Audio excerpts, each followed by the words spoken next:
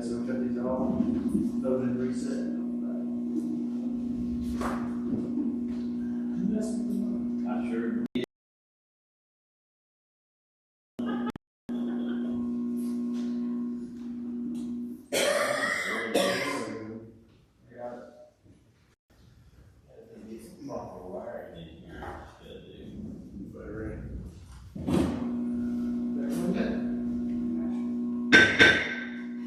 Matt,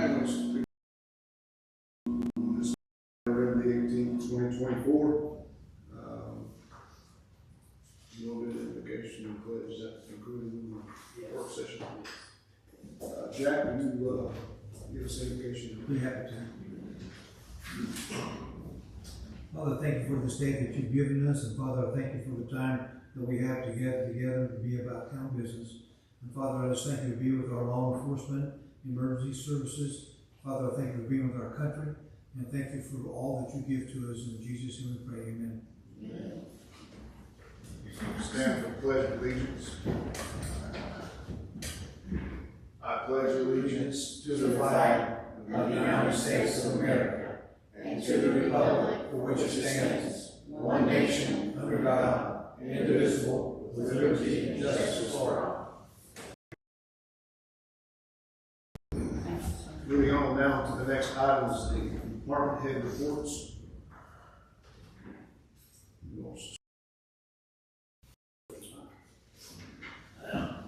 Let's start us off right. When I say that, that means I'm leaving some.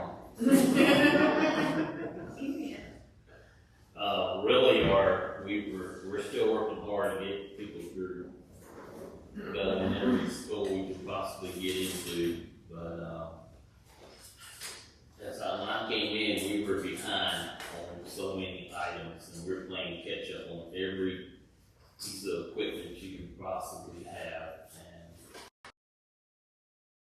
radios, and we found 2 radios for two of them for the price of one that you normally would get them for. They normally run around $4,500, and we got them for 2 of them, a little over $1,700 a piece. Total is 17, 12. Oh, okay. Was that 346? 342, 344. We really can't. We're hiring new officers. We've got to have radios to communicate with them. We can't work without. It's not something that we won't. It's something that we must have in order to function. And like I said, we're playing catch up on everything, and we're going to be doing this until we do catch up. I don't know how long it's been since we bought a lot of stuff. Items like vests, we're behind on the vest. Guys out there needing that can't have it. Talk about, Body bags. Well, and we ain't had none of those for a while too. So it's just things like that. That right now, the important thing is we need to get the radio for them. Because we're hiring new people to come in here, and there's always changeover, and sometimes we need.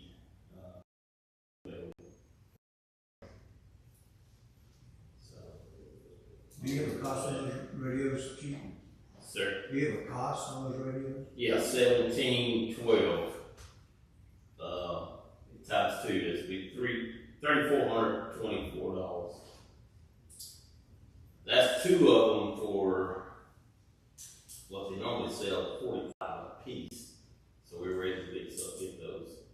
But we gotta get it while we can. And hopefully this guy will work with us on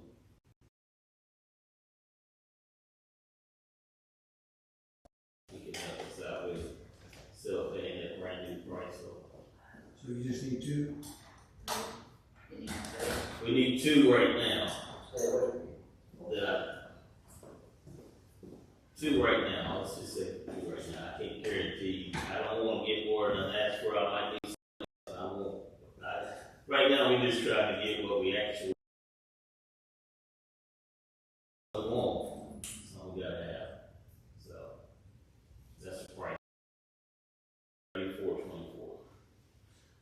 price on the vests? The vests are running like a little over $1,000, maybe, Last one just under 1,100. yeah. The league was paying, we've been trying to get grants with them. They pay like $500 off of it, so we get them for about half that price.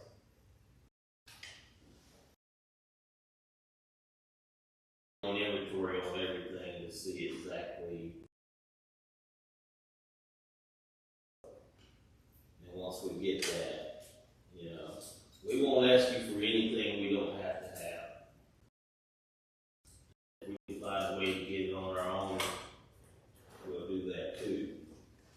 So, just hope y'all keep that in mind. But we know y'all look out for us anyway, so I'm not really stressing it. I know you know we need it. What's the, budget on the officers? You said you lost one to, We lost one, but we'll replace them. I'm working on it today, trying to get that thing out of here. And as soon as we get it off, he'll be out between today and tomorrow. And 10 days, so we'll have another guy within that time period to come and get it. So one is leaving. I mean, that's is policing. We're working on Nate trying to figure out a way to minimize people coming in and just using us as a stepping ground anymore, that you don't have to commit to us for a little bit of time or hopefully owe us some money back. did the increase in pay that we gave? It does, it helps, but see, here's the thing, it's not just money. You got younger people with excitement, and me, I'm not looking for excitement. But you know, you can't always guarantee that with young kids that they're, when they come in, that they think they that bigger challenge, till they get the bigger challenge, and then they'll go back, or some of them. So you're saying something like a contract? Right.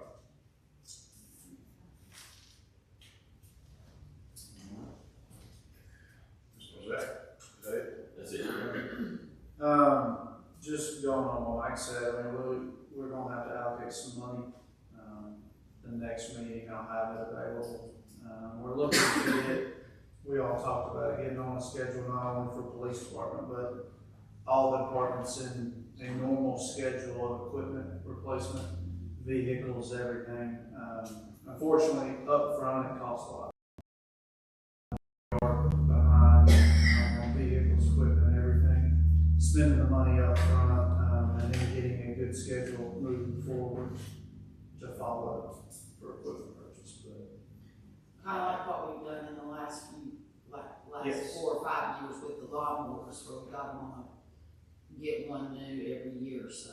Yes, And it hits your sell value whenever we try to get rid of the others, they're not already,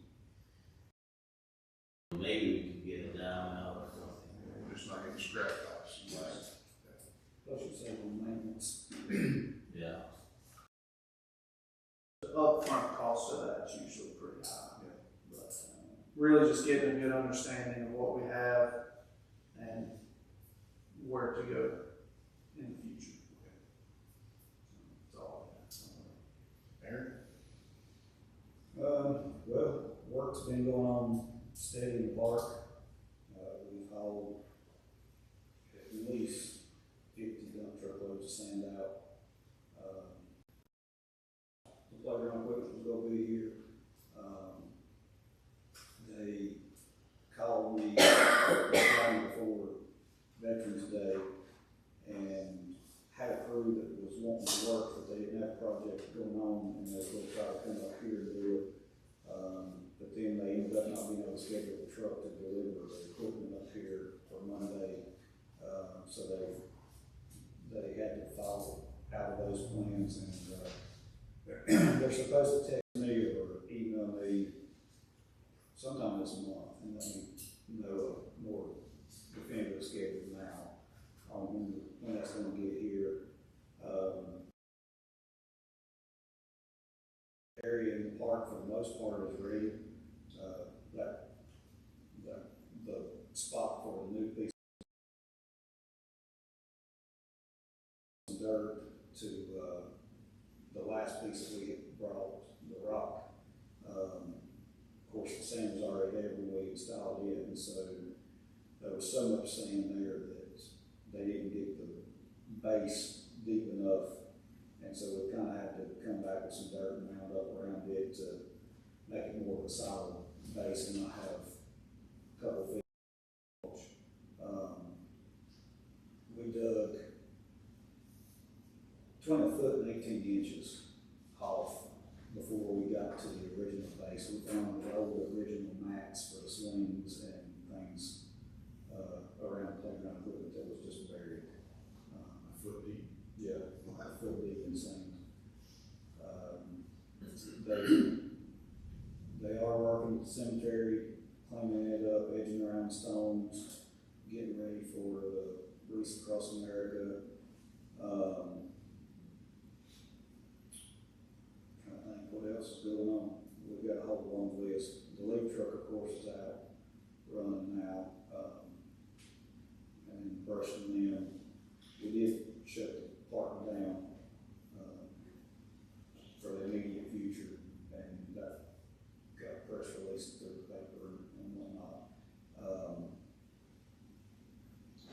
Other than that, Nathan and I met with the people from FEMA on last week, Tuesday or Wednesday, Thursday last week. So we're beginning that process on the debris cleanup and culvert repairs. And they appear on a fast track. For them, it's an easy one to navigate through and get completed so that they can show some progress on the whole cleanup process. And it'll be one less time they have to worry about in the future. We have another meeting with them December the 12th. And more information after that, as far as what we'll see, the revenue we'll see from it, and we'll go from there. Do you know how many culverts are affected by it? We listed 4. Of course, none of them were big washouts. Northwood was the closest one, but they all were still safe to drive around. But the only thing I said, even if it's just factoring in field dirt to go back in around it, that all count towards their projects. We're going to look at some mitigation processes to do this time. When the flood in 2020 hit, and we went through the FEMA process with it. Also, we just rebuilt to get back to where we was at, and that stuff doesn't run cheap to get fixed, and so the fear of the town potentially having to run all that cost just had us do the repair and not a mitigation process.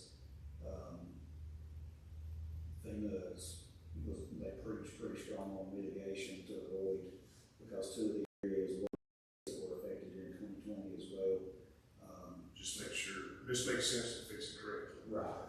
Yeah, so we're going to look at some of that this go around.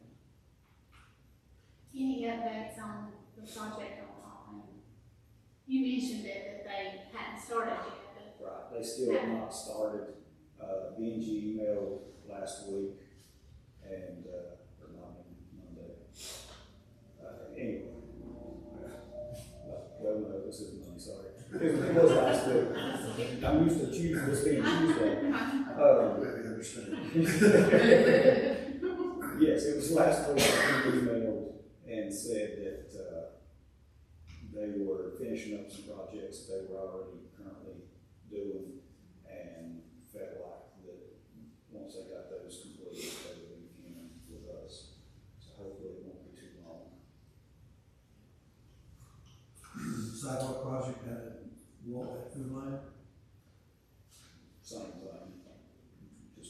bid you, and then they've got everything together, they're preparing the bid packet now. But they're gonna bid everything. You know, we've been hearing that for several months now. They're gonna bid everything out. And you know, put some heat on until because do we have a time period that we'll lose that money? Yes, but it'll be done, once it gets started, it'll be a quick process. They were going to just bid that one out individually and, change their mind and bid the entire process out together. So this will be the resurfacing the sidewalks, all of it at one time.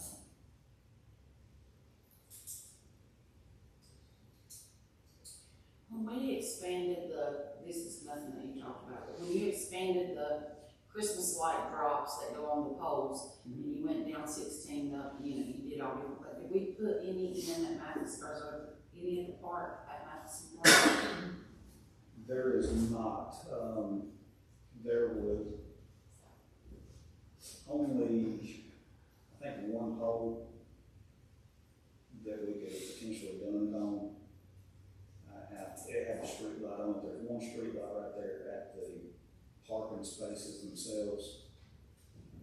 It takes it has to have the 3-phase power for the drop versus the single phase where they go out individually to the street lights. So like all the lights throughout the park, those are all run individually. For the Christmas lights, it has to be ran off of the main power feed. And they want it preferably within reason of the transformer too. But we did ride around and look at that.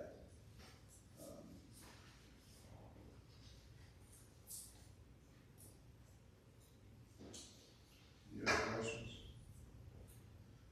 Jack, you good? Yeah, good. The only thing really I have to mention to you is, and I was gonna try to have some documentation to look at, and I'll get that to you prior to the next scheduled meeting, but the code of ordinances for the town has not been completely redone in approaching 30 years.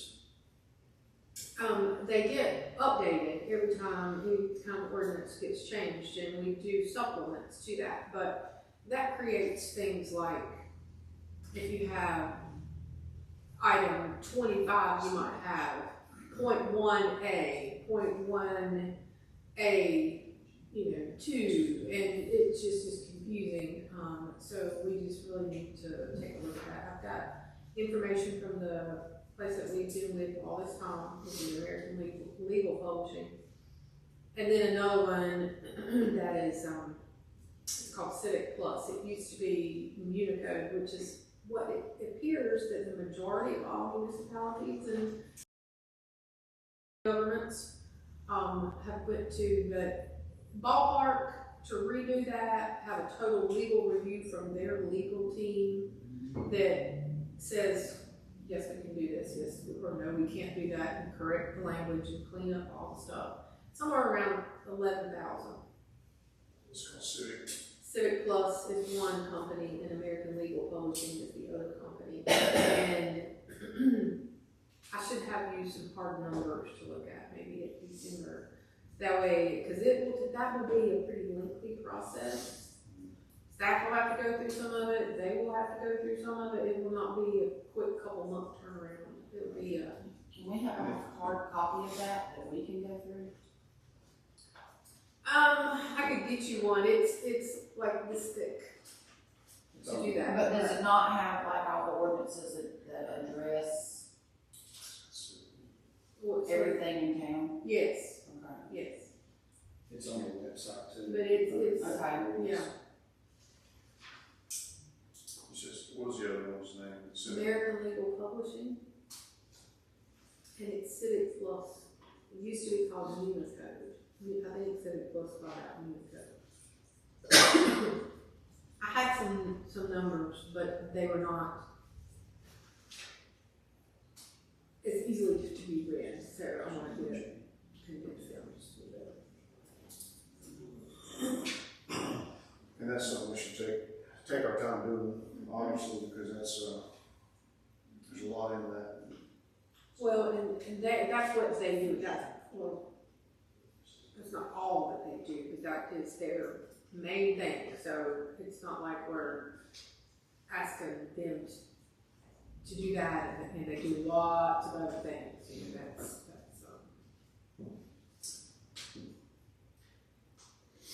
Questions? Next one is the discussion items. You want to do your report at the end, then? Yes. Okay. The Telephone ABC board appointments.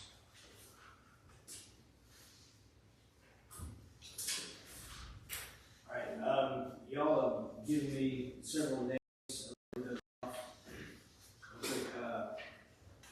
Ronald Roseman, Jonathan Coley, Jason Dermeyer, B. Watts, Benny Sharp, and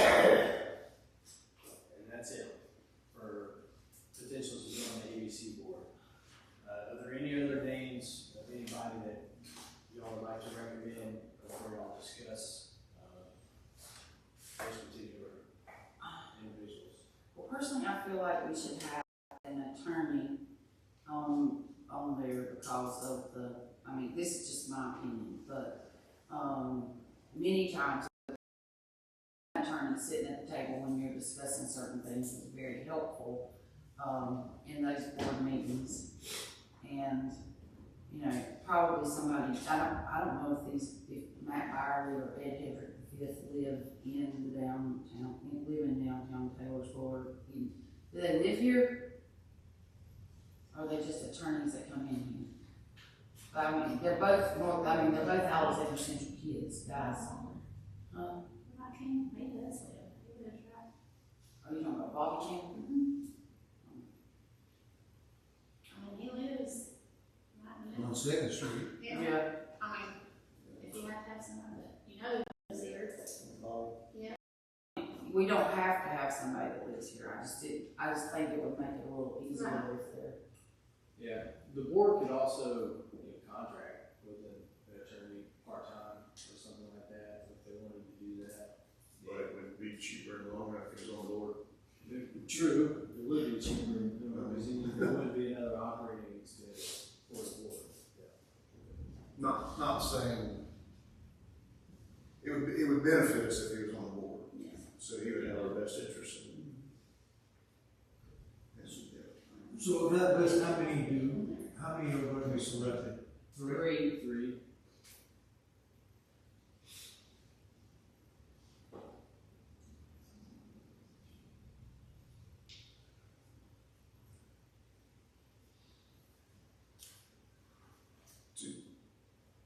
When are we doing it today, the actual appointments, like? He said we need to do it. We need to, unless,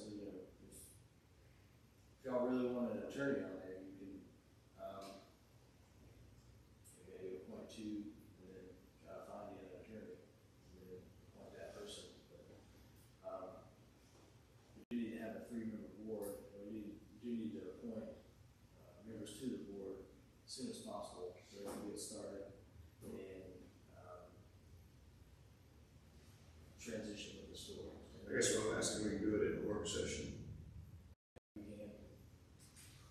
So that first name, was that Ron Roseman? Yeah.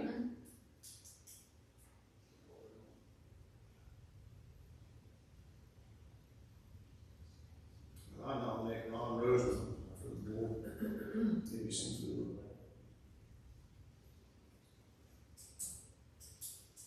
I agree. I'd like to nominate Jason Dermeyer.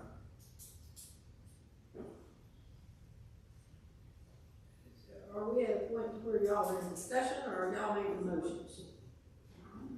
I'll just make. Because I need to know what you're doing, so I can be sure that I.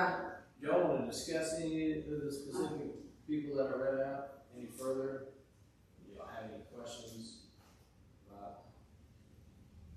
them or anything at all in reference to them serving on the board? If not, then we can move forward with making motions and appointing people. I agree we need to have an attorney, for discussion, I think we need to have an attorney on the board if we possibly can. I'm texting Bobby right now. Monday. I know.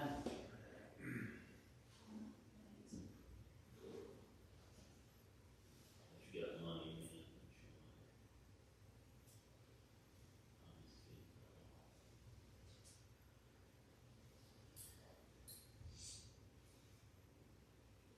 I thought B. Watts would be a great person because he's a businessman and he doesn't presently live, in downtown Taylorsville, but he bought a property that he's renovating that should be done. Depends on which contractor you talk to, sometime within the next couple of months to 3 months, so they will shortly be living over there. Everyone else knows business. And Ron Roseman is a businessman. Successfully for many years.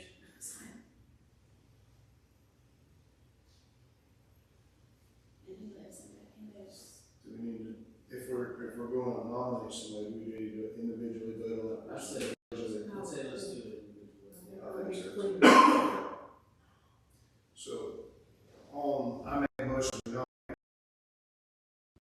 for one of the board members of the ABC board. Second.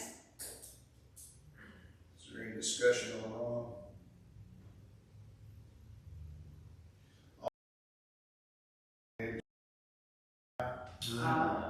All opposed?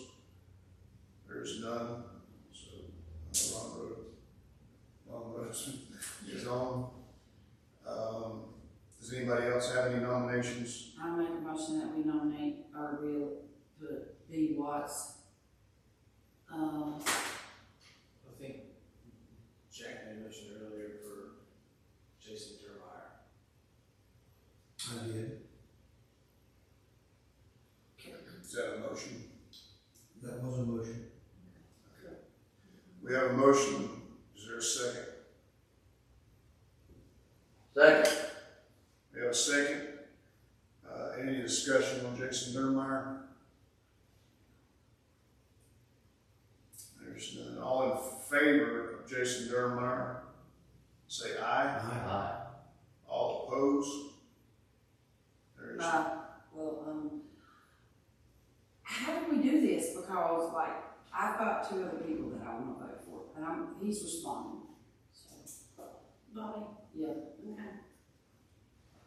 Well, I think we do need an attorney on the board. I mean, I'm not necessarily opposed to him if we come back to him and the others don't work out, but. No, if you don't want him, you vote no.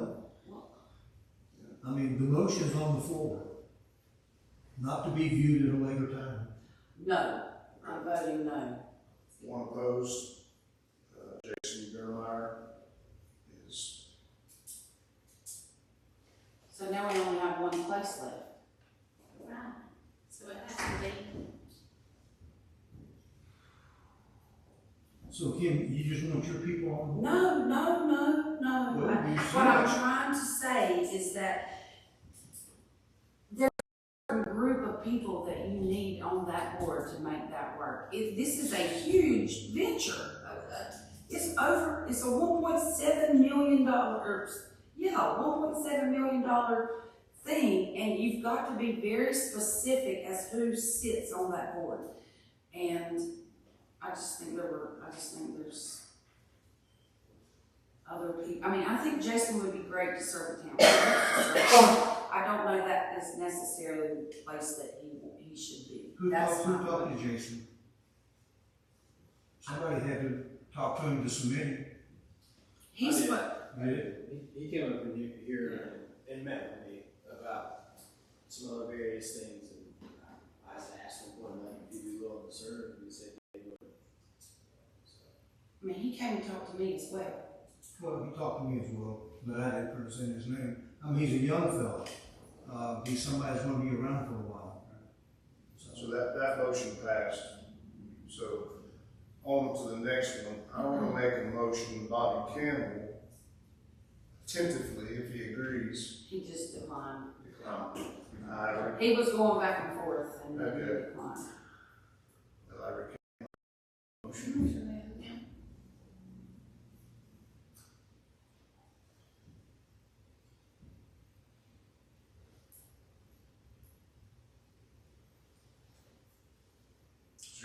motions. Did you make a motion for B Watts? I did, Ken? I did. But Is there a Can second? I be seconded? Or do we need the lawyer? That's my question. But, y'all, if she's made a motion for B Watts, I'll leave it. The second before discussion, or, yeah, you can second it and then y'all can discuss it on whether you wanna continue with the motion to vote or recant the motion to try to find an attorney. Would you clarify his first name, is that it's B.E. B-E-E, okay? I don't think it's his real name, but that's, I can look and see. So we have a motion, D. Watts on the floor. Is there a second? Second. Okay, we have a second. Is there any discussion? Is it B? It's Blake, it's Blake. Okay, I think I'm a B. Like Okay. this. Yeah, like, seem like a B. for Mr. Blake Watts. He is a business owner. Well, he knows this type of business, correct? No, he ran a restaurant, so, I mean. Was he, he but he was orders on and this, stuff. was he not on this board before? I Oh, don't know. Any other discussion? Any questions? All in favor of D. Watts, say aye. Aye. All opposed? There is none. So there's our three board members. Upon accepting, I guess. So,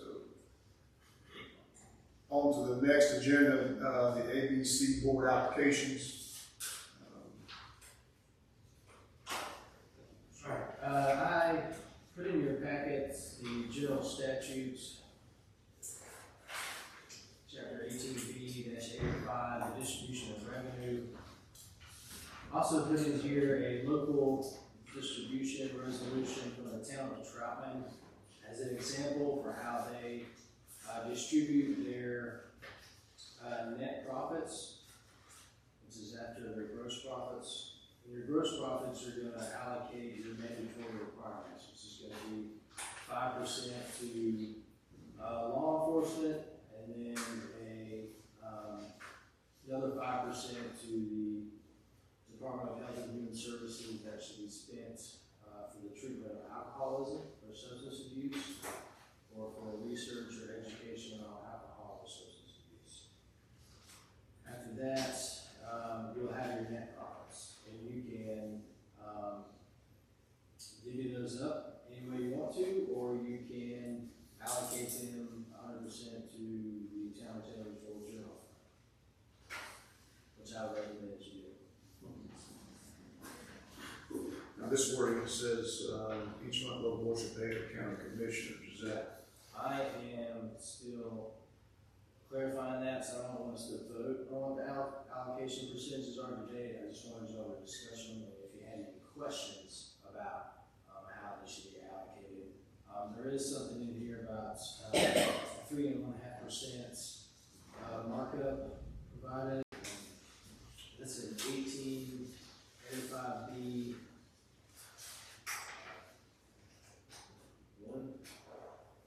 Halfway down the page, so the local board shall make the following quarterly distributions from the remaining gross receipts. It's a 3.5% markup. So when the guy from the state responded to my questions, his answer wasn't very clear, so I'm just still trying to make sure we allocate what we're supposed to. So if we have to send some to the county for whatever reason, for alcohol education, if we had to send some to the county commissioners, it wouldn't just be for whatever they wanted. They would have to do it in their health department to be used for alcoholism. No, it doesn't have to go to them, it has to go to alcohol education, so we can do it, but you'll put on it. Right, you could do that. And that's what we did in the past. Right.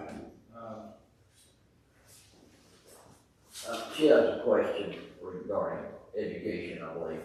Yes. Yes. Okay, in 1965, when the resolution for the ABC board was brought to the public for a vote, in that law, it states how the revenues will be divided, how the net profits will be divided. And until the ABC board went to Catawba County, the school system received their share of that revenue. So are you not still bound, or are you still bound by those laws? No, ma'am, there was an amendment within the general statutes by the General Assembly, and that superseded any, local act or law that was previously passed.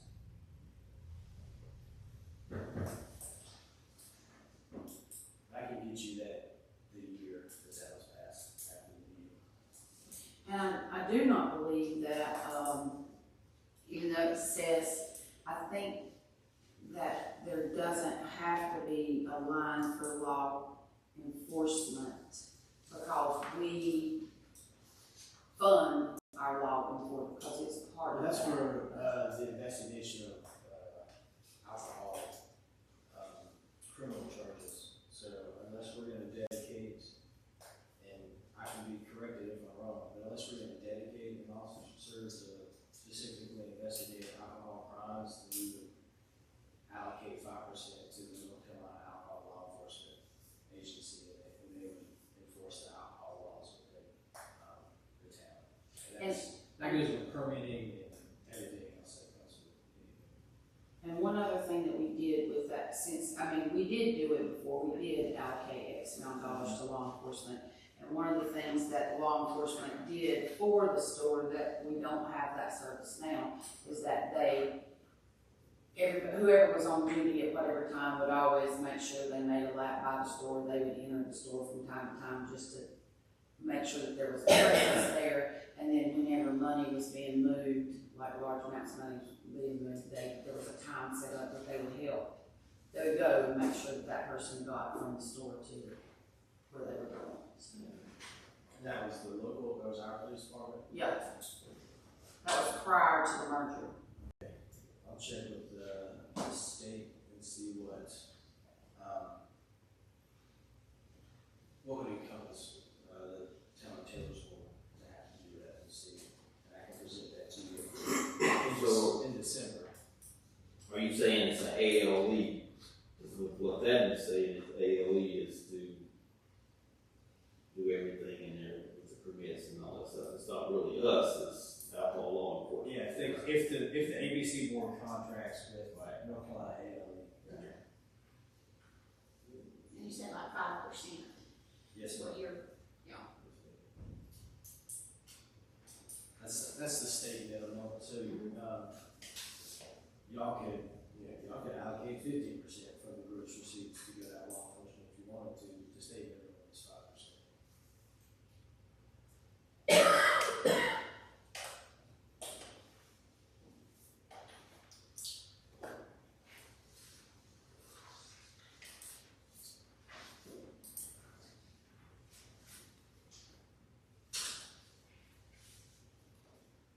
We're not voting on the. No, it's just discussion,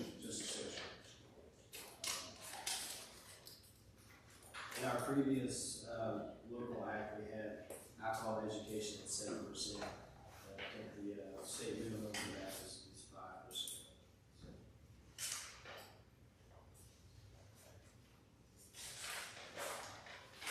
Is it changed? Because I thought originally that this was set up, that it was just whatever the state required, like with only state requirements, then the bulk of the money came back to the town. Yeah. I checked, you can go on the state website, the state ABC's website, and go to the local board. I just checked Gaston County where I worked previously, in Bessemer City just has 2 gross sales receipts, or sales allocations set up, and it's just law enforcement, and alcohol education, and then 100% of the net profits go to the city's general fund. And that was the same for every municipality in Gaston County that has a local ABC board.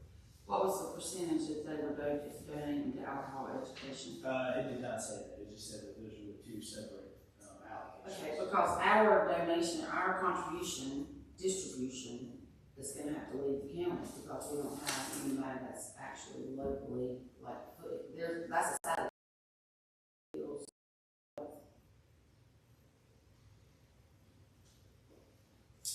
I think that was our problem later on before we merged, was that our distribution was going to an organization that was actually located outside of town because we didn't have anybody in town that actually provided that service. So we'll have to, or they will have to research and find out who establishes this, the board or us? Y'all establish this. Okay, so.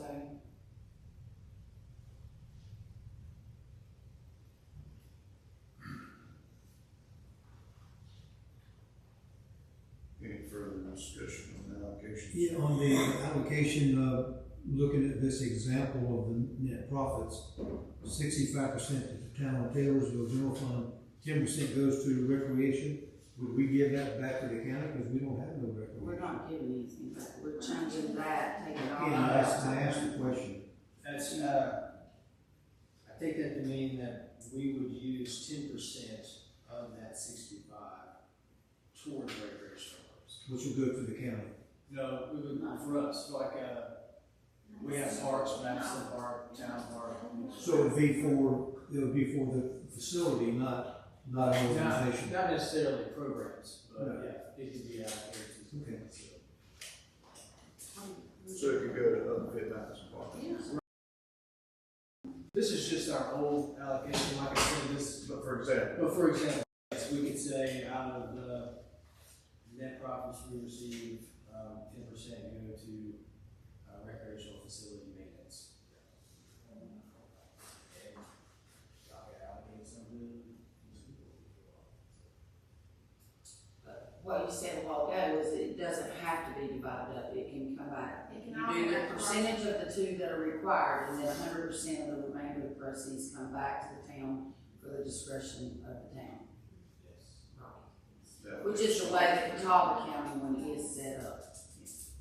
That's the way most are set up, with the Yeah. exception of that- the example Troutman I gave you in here has, they have 12.5% to Parks and Rec, 12.5% to Friends of the Library, and then 12.5% to two different schools.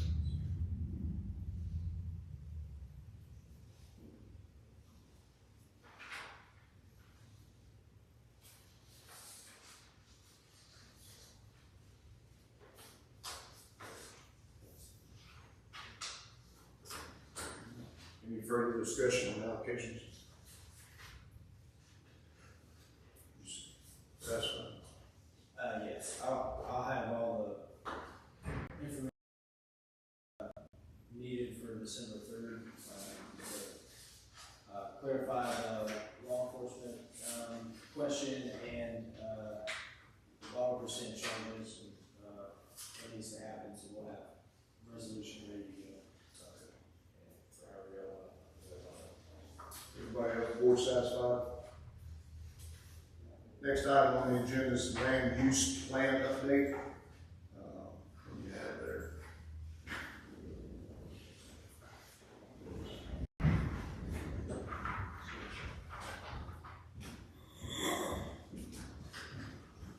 I printed out the whole, copy of the land use plan. It's got the, comments on the side of it, on the Word document where we made all the grammatical, changes. They updated the zoning map on there, and the legend was the zoning district was wrong.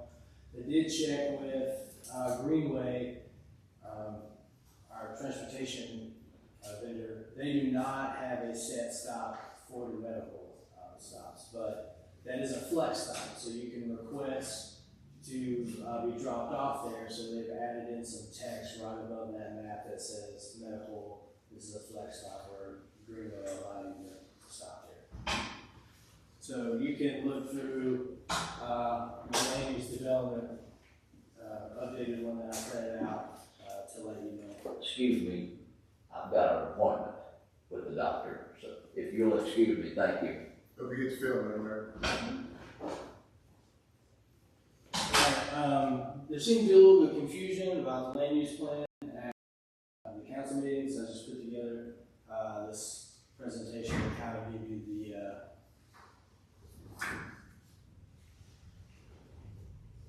down and dirty what the land use plan says. Alright, so what required by law? If we're gonna enforce any type of zoning code or development regulation inside of the town, we have to have a land use plan.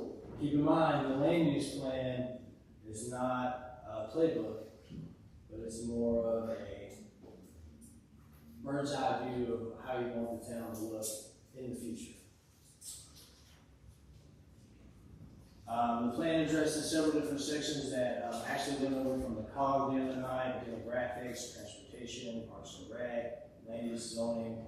The focus of all of that is the future of our transportation and utility improvements, historic downtown development, economic development, and planning and zoning. Those are the four main focuses of the plan. Transportation. It's recommended that we partner with outside organizations such as the Greater Hickory Metropolitan Planning Organization to prioritize projects which will improve traffic flow along major thoroughfares through town and into town, such as Highway 16, 64 and 90, increase pedestrian safety with sidewalks, multi-use paths, and future streetscape projects. In order to do all of that and to apply for funding to do all of that, we will eventually need to develop a comprehensive transportation and pedestrian plan. Most likely through some type of NCDOT grant. For public services, we're currently doing analysis of our current and future capacity.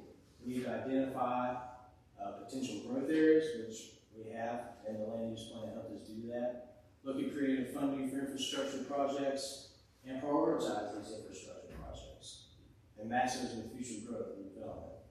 We need to increase our police department capacity to be able to respond to the demands of growth in the future. Redesign our town's website for more efficient community engagement, and reassess our utility fee schedule as we grow. For natural and historic resources, we already put our downtown on the National Historic Register, so that's a good thing. As we'll discuss later, there's the potential to have a local historic designation for the downtown, which could help provide funding opportunities for property owners and developers in the future. Parks and recreation. Basically, the plan tells you that you need to enhance your park and recreation facilities within the town. We evaluate the town's current pedestrian and bicycle facilities, which are basically non-existent, except for some of the sidewalk areas. Hotel improvement. We only have one hotel. Encourage parklets with new developments and pocket parks within town or recreational areas. And participate in regional and recreation partnerships with the COG and other recreational organizations.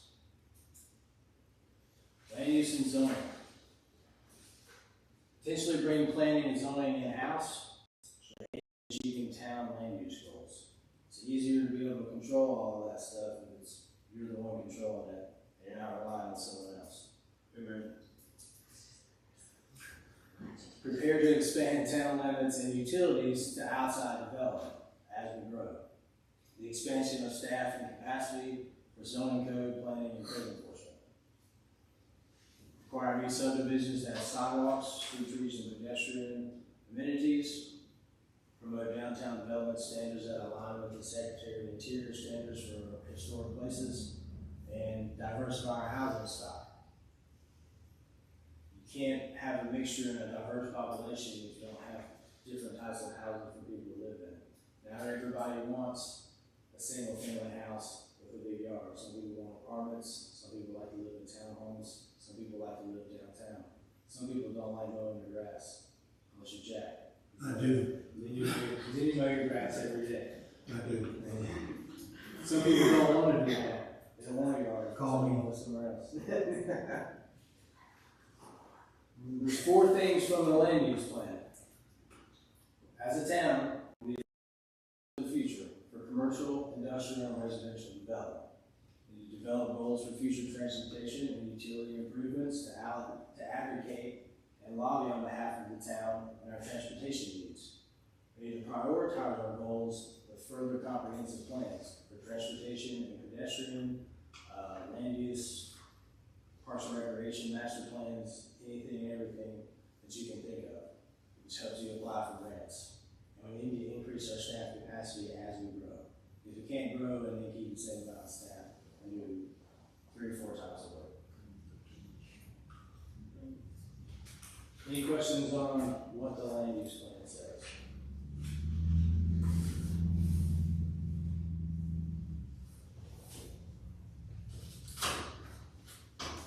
All right. Next one up is the planning and zoning agreement. All right, last week, county manager Tom Herman sent me an official letter that says, as of July 1st, 2025, Alexander County is no longer going to perform planning and zoning and code enforcement on behalf of the town of Taylorsville. So June 30th, 2025 was our last day. As of right now, in our current agreement, we pay the county $18,000 a year. I reached out to the COG, and they sent us proposals for development and code enforcement. So they would have a planner here 1 day a week, starting July 1st, if we go with them, for an annual fee of $25,704, which would be $51,408 for 2 years. For code enforcement, 1 day a week, plus as time goes and they need to be here for court, meet with us and staff or do follow-ups in town. So it could potentially be more. It would be an annual fee of $13,860. So it would be $27,720 for 2 years. It's about $78,000 for 2 years for planning and zoning and code enforcement with the cop. The flip side of that is we could hire somebody to be a planner / code enforcement person. That's going to cost you about $78,000, $80,000 a year, because you're going to have to pay them. Even if you pay them Zach and I looked at some towns that are similar size and what they're paying their planners. It's about $45,000, $48,000 a year. Plus you have all the benefits, which is another $25,000, $30,000, right? So that's going to bump that up to $77,000, $87,000 a year.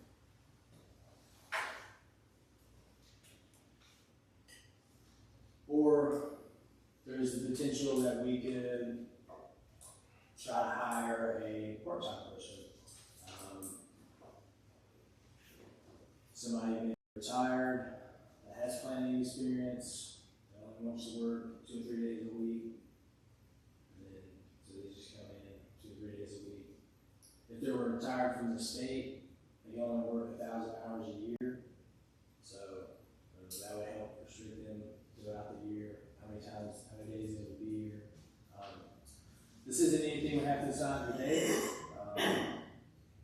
but we'll be having to decide what we're going to do this spring as we're developing our budget. So I wanted to put it in the agenda today for y'all to discuss it and ask questions about it, and just have an open forum, because we just got the information last week, so we really need to continue to gather more information.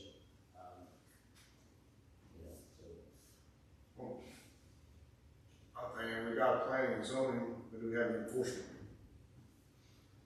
We don't currently have a code. We don't have any code enforcement currently. No, the county does that for us. But they only have, I think. That's what I'm saying, though. One person. We're currently contracted with the county for planning and zoning, but what I'm asking is, that's code enforcement too. Yeah. Okay. So, I mean, to be quite honest with you, $18,000 is a really good deal for planning and zoning and code enforcement. And that's what I get at. Right. I get that. But to speak to that, I mean, they only have one person for the entire county that's doing code enforcement, so he's not concentrated just on Taylor. That's what I'm saying. Are we getting, I understand their understanding, that's totally understandable, but to get to where we want to get to, we need somebody to enforce it. Yeah. That's gonna, not that building's going in.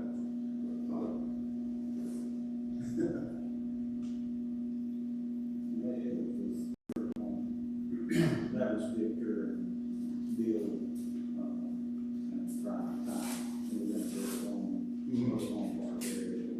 That was code enforcement that went through. Right. Now, there's some that, you know, that they did, I agree. Yeah.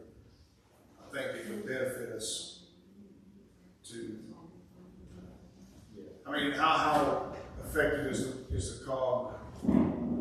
Is this something we're gonna discuss now, or you wanna wait to discuss it? I'm just trying to weigh, if we hire someone in-house, it's they're 100% devoted for Taylor. If we contract with the COG, is that one person dedicated to Taylorsville, or are they dedicated to different places? Probably, Same as like the county did, I guess. yeah, I mean, they'll probably be dedicated to other places as well, but they'll be here one day a week. So when they're here, they're hours. I can't promise that they work on stuff for us outside of work. This is a graph of all the issues within the town for the ETJ for zoning in 2023. The largest percentage, 28%, was single family residential, which could be a modular home or a stick-built home. The next was commercial zoning permits, so change of use, new restaurants, smaller commercial projects. The next 23% was accessory structures, so detached garages, pools, carports, things like that. For manufactured homes, 7% were residential additions, 3% were office institutional zoning permits. Then we had 2 multifamily projects where some duplexes were built, and 2 sign permits. There's about 65 permits on here, I think, in the year. Can you go back to the previous slide? So why do you have this cost for 2? Is it a 2-year contract, or is it? It's a 2-year contract. It is a 2-year It's a contract. 2-year contract. So, But there is a clause in there if we wanted to get out, provide them notice 30 to 60 days beforehand, and then we'd be terminated. so then we could go with the COG and see if we liked it, and then if we didn't feel like it was serving our purpose, we could change. We have an out. Yes. Well, the bottom line is, the county's not going to do it for us after our contract period. Yeah, after June 30th. Yeah, so as of the new fiscal year, the next fiscal year, we will have to either contract with the COG or make some other type of arrangement. So something we need to kind of get on the ball. Yeah. You know, I don't know when this should be brought up, but this board needs to be aware of what's potentially happening in Bethlehem and the impact that that will have on the town of Taylorsville and the county if they should become incorporated. Right. Because we will lose a substantial amount of money in tax revenue that we'll have to eliminate a service, or services, or raise taxes to cover for it. Now, do I think it's going to see the light of day? I don't. But it's there looming against us right now, so we need to keep that in front of us until they go to Raleigh to present their case. How would Bethlehem incorporating affect the town of Taylorsville? Foreign sales taxes goes to the county based on municipality. They have to share that money with the municipality. Based on the population, they would have 7,000 people in their town, where we only have 2. And they're proposing a huge area for the town of Bethlehem, the whole Bethlehem voting district. 26.2 square miles. Yeah, It's about, they have about 7,800 residents. So it'd be 3 times our size. We would stand to lose $150,000 The 200,000. to $200,000 a year in sales tax revenue, and the county would lose over $1 billion in sales tax. That would be allocated to. That's total.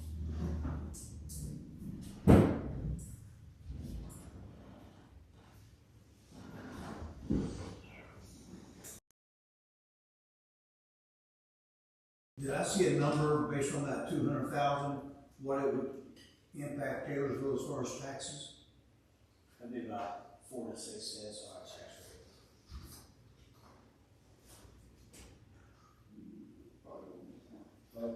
Because it's 28,000. About 8 cent, probably, if it's $200,000 lost revenue. 26,000 for 1 cent, 1 cent for about 26,000. That was on calculations the county had gave us on approximate sales tax. I don't know what that does to state funding, like franchise tax and everything like that. I think that's based on population as well, so. Could be around 250,000, so you're looking. But basically what you're saying, if regardless of what we decide, Bethlehem decides to incorporate our sales taxes, our taxes going up in town. Our town taxes, yes. Yeah. So it's not good for Taylorsville. Because then we can't afford to provide the same level of service that we provide now. Right. That would be a significant increase.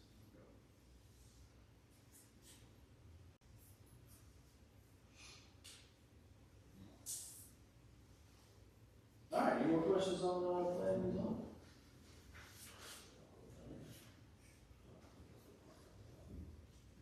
All right, we officially received the residential annexation application for the Woodlands residential annexation on South 16. This is their annexation plat. Over here is Highway 16. You've got their right-of-way entrance over here. That's some houses on this side. There's a little creek right here. That's some houses on that side. And then over here to Happy Plains. This is where it is on the GIS map. You can see 16 there. Happy Plains over here. It's 83,850 acres. 83 acres. I was gonna say that's 83 acres. That's You huge. put a comment there. It's a period. But yeah, so, and then, you can see 64 up there. Have they, built a bridge over the creek, or if they're gonna just, Last I heard, I don't think they're gonna do that. It's too expensive. They have to go through, Army Corps of Engineers Right. for that, so.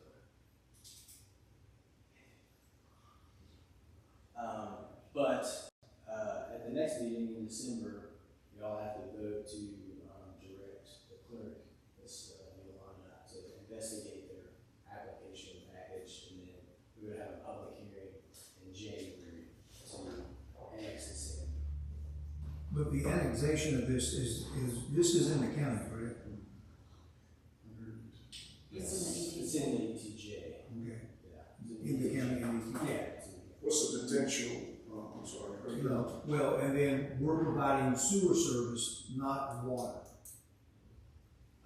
We would, I've talked to the county manager about that. We would essentially install a master meter at the entrance for the water to the development, and then we would, basically buy water from the county to service the development, and then we would maintain all the lines within the development. So that would be ours. And then we would recoup water and sewer money off of the development, and then, hopefully get the water, like wholesale price from the county, and then sell it to the customers of the development, and then recoup that money, purchase it. For the county. What's the potential, revenue? Yeah, I don't know, I haven't done that yet. Maybe Zach can do it at 7. What's that? No. Water and sewer revenue, if we had both things out of rates, the minimum alone would be roughly 50,000 apiece. So it'd be 100,000 for each charging, use. Construction. Yeah. As far as, if you roughly estimated it on a $300,000 home, the projection was a little over 100,000 a year in tax revenue that we would receive off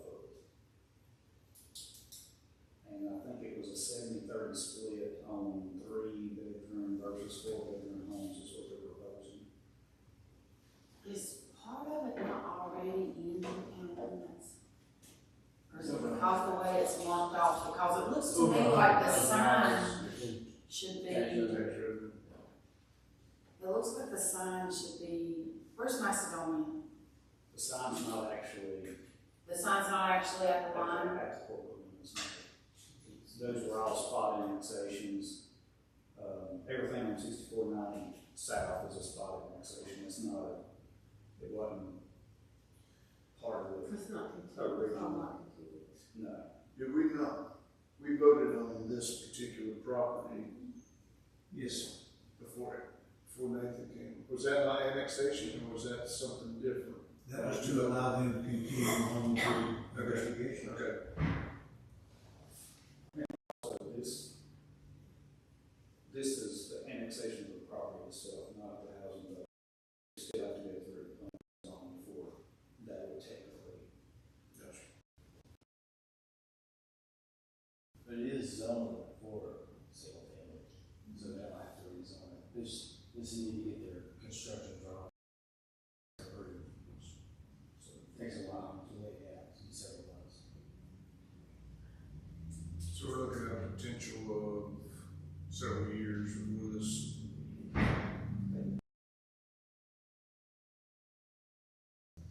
First house built. Once construction started, they said it would be completed in 5 years. Completed. Moving along with some houses, that's a lot. Cookie cutter homes. Yeah. That's 100 and what? 191. 191 homes in 5 years? That's a lot. Yeah, last development we're done, we were, only needed 180 days to build a house. So, I mean, the foundation finished, so.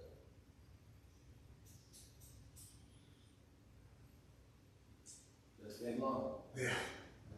Something else that will come up too will be, does the town take over, do y'all decide to take the streets over within the subdivision, which will increase power bill funding, but of course, at the same time, increase maintenance. On top of the water and sewer. The sewer they'd have to build out to us. We don't have any sewer, we don't have no gravity sewer run by the property at this time. The 16 South Side ends up closer to First United Methodist, or next to the church. That's where gravity ends there. Gravity on Happy Plains side ends up here at Red Circle. Our recommendation to the developer was to go on the Red Circle side to avoid. You've got all of 16 South humping up. Everything would go into manhole Chevy Drive, and then all the eastern part of the county that runs through Paul Payne's pump station will, after the new construction, will dump there at Chevy Drive as well. So you've got a lot of flow coming right there at Chevy Drive. Would it have to have two separate, or do you go, I guess the creek, is it, It will have to have a pump station. they'll have to have its own pump station? Everything will gravity down to the pump station. It's going to be down towards the bottom. Both sides will have a creek crossing. And then they'll pump up and out their entrance and up to the Red Circle. So that will be another pump station that we should take over and maintain as well. You don't have enough, do you? No, we need a few more. Yeah.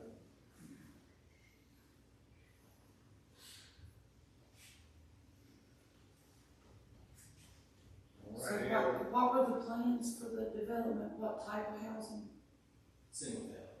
Oh, so it is single family, Yes. so but it's one builder building all of them, or they're just gonna sell off the lots and allow you to build whatever you want to? Are you doing I that? think they're. I think it'd be a one build, it'd be one builder. Okay. I think this company, It's like you there says, a cookie cutter on the property.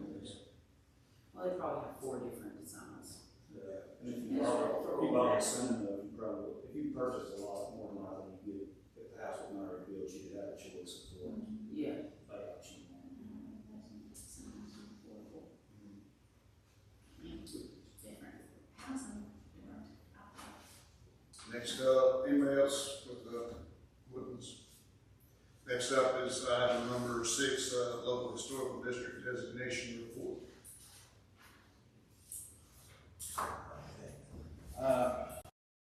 Before we start on that, I did print out some emails that had me and the COG on the contract and the code enforcement, so what that would involve. So you just want to read through that on your own. It just talks about what they're willing to do for the code enforcement.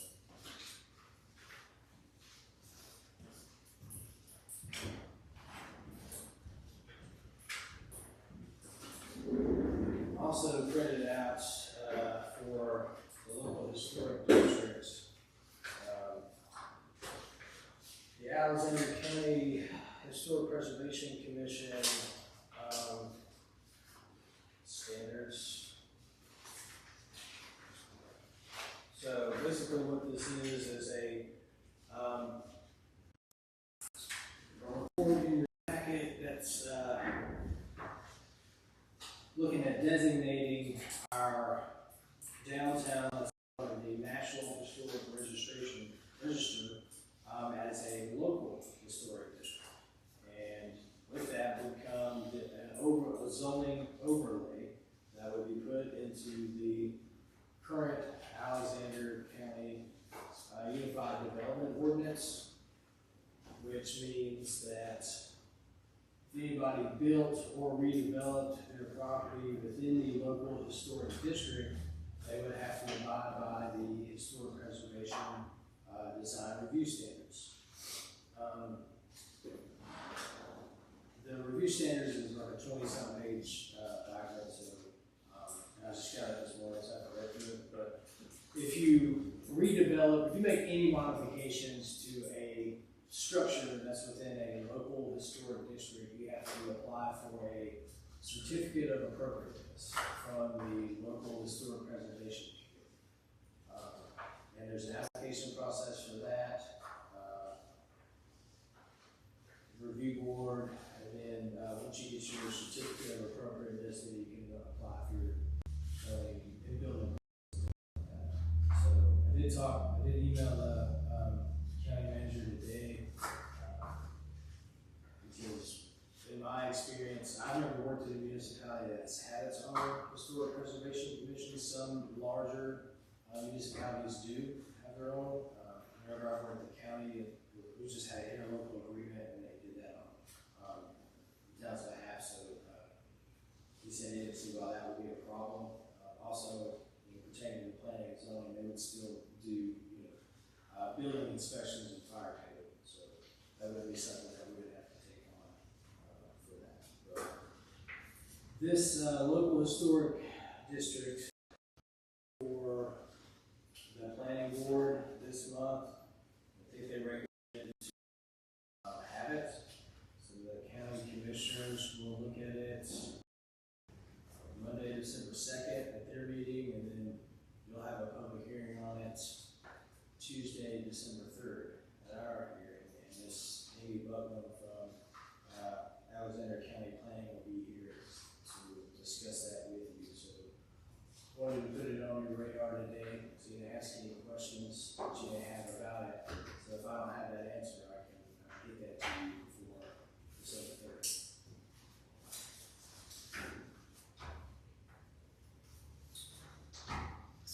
Do the buildings that are non-contributing, but like they're not deemed historic, but they're part of a district, do they have to go through that process as well?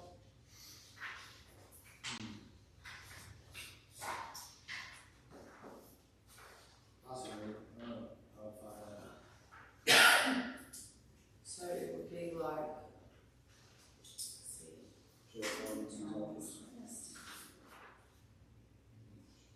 Get somebody like Joe Arvidson's office or Andrew Greenfield, that building. It's not included. or I was thinking maybe like where the new music store's going. This one happens, no? It's not on that side of the road.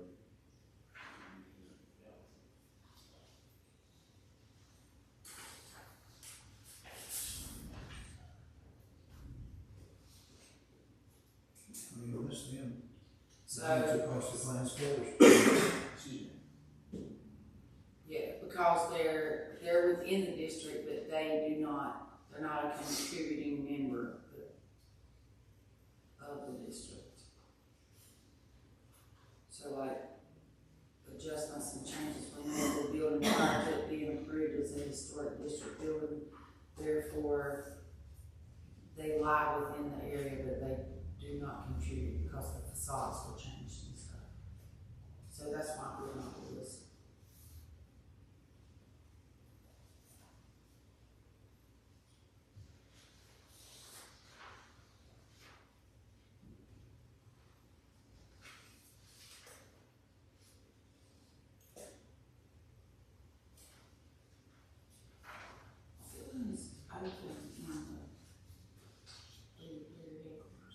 It's upstairs, 7th Street. Oh, that's, That should be upstairs. And of course, Dixie Brook and the others has been changed.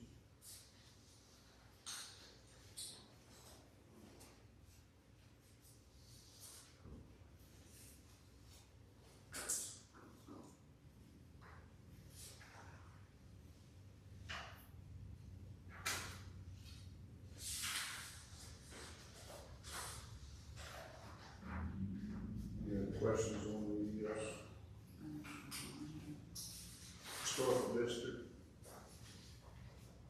I guess we'll just look over, if you have any questions, get with you. Yeah.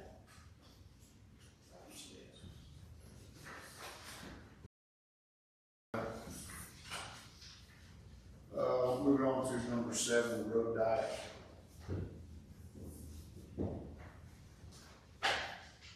Particularly,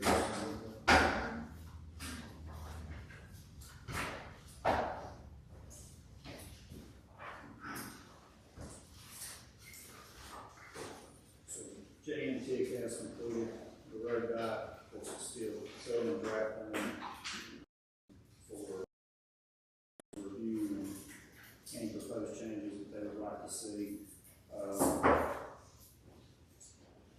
Basically, in a nutshell, it would be, they seen it feasible to do, the diagonal parking on one side of the road. It could be done at y'all's discretion, whether you want it on the northern part or the southern part of 90. It would change the road from 4-lane to single lane with a center turn lane for left-hand turns, which would not reduce flow of traffic.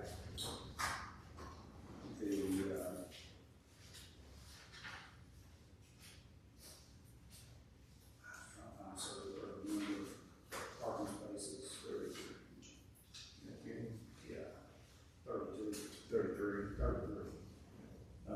And that was all based off of doing the south side next to the courthouse. The net gain will probably be about the same on the north side. They didn't collect those numbers. I think it was one different, 32 and 33 was different. What I read. The initial request was done on the south side. I did request later on the north side that he put some information together on that.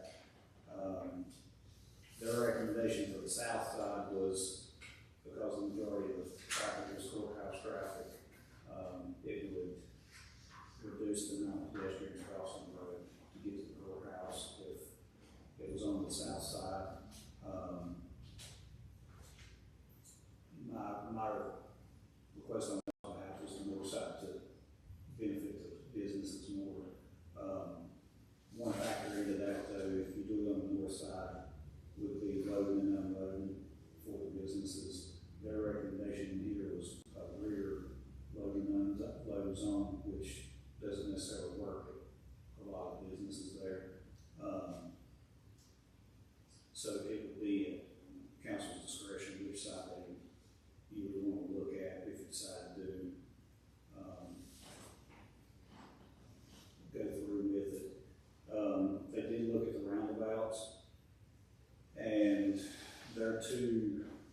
their two recommendations was outside of the area that is studied, and that was the live point there at, the old Ford place, and then right here at this corner for roundabouts, which would work as far as aesthetics as well. You could do signage for welcome to historic downtown Taylorsville in those areas. Of course, those were just options that they threw out. It would depend on if the state had enough right of way needs to put them in. They threw out the option, and thank you, left it in here after our last talk. And that was,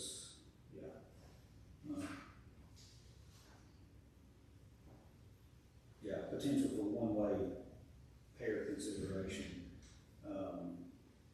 Basically, everything traveling east would go Main Avenue Drive here in front of us, everything going west would go Main Street.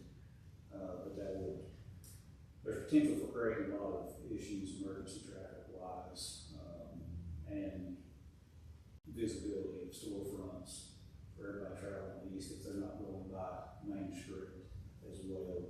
Also, the trucks turning for deliveries, the trucks turning down here by Adams Funeral Home, where we have so many potential, there's a lot of those trucks come to the newspaper. I don't know how you would reroute those to get them to come in the downtown.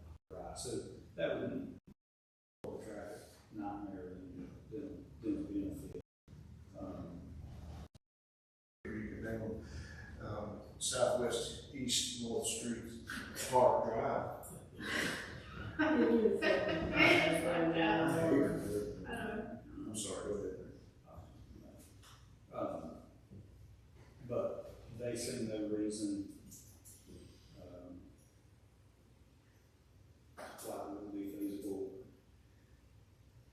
If y'all don't have any changes that you would like to see or any corrections that need to be made, then they're happy to sign off and remove the draft from it.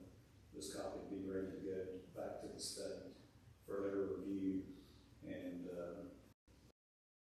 we're happy to assist us as this progresses further with the state.